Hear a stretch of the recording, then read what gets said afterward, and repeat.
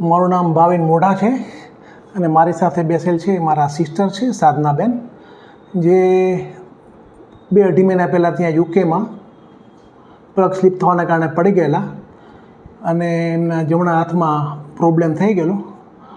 ત્યાં સારવારમાં ટાઈમ લાગે એમ હોય ને ઇન્ડિયા બોલાવેલા એમને, અને ઇન્ડિયા આવીને ડૉક્ટર ભાવેશ હસ્તેને કન્સલ્ટ કર્યા અને રિપોર્ટિંગ બધું કર્યું, એના જે કાંઈ ટેસ્ટ હતા એ બધા કર્યા અને અલ્ટિમેટલી ભાવેશ સાહેબ has referred the case to doctor Kaushal Patel at Shiv hospital, who is arthroscopic સર્જન.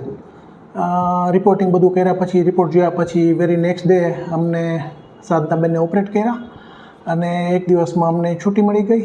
અને થિંગ ઇઝ દેટ કે ડૉક્ટર સાહેબ himself, both the doctors, the staff and the entire atmosphere of the hospital is quite appreciable.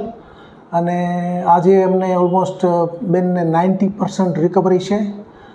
Surgery કર્યા પછી frequent review કરવામાં આવ્યા છે અને એમને જે કંઈ ફિઝિયોથેરાપી કરવાનું કીધું બધું કરેલું છે અને અત્યારે આર્મ ઇઝ ક્વાઇટ ફ્રી અને she has got no problem. 90% recovery છે અને we appreciate the service rendered by the doctors and the hospital staff.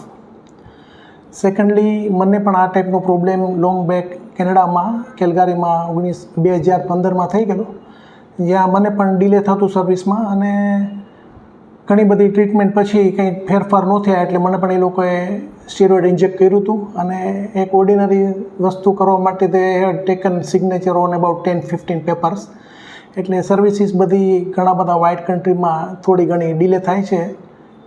Compare to that આ ટાઈપની હોસ્પિટલ ઇન્ડિયામાં હોય છે, એની સર્વિસ બહુ ક્વિક અને ઇન્સ્ટન્ટ હોય છે અને રિઝલ્ટ ઇઝ 100% ઓકે. આઈ વિશ કે આ ટાઈપના કોઈ ઓર્થોપેડિક કે બીજા ટાઈપના પ્રોબ્લેમ હોય તો Shiv hospital has got team of finest doctors in Rajkot. One can visit and I wish all the best to the doctors team as well as the hospital.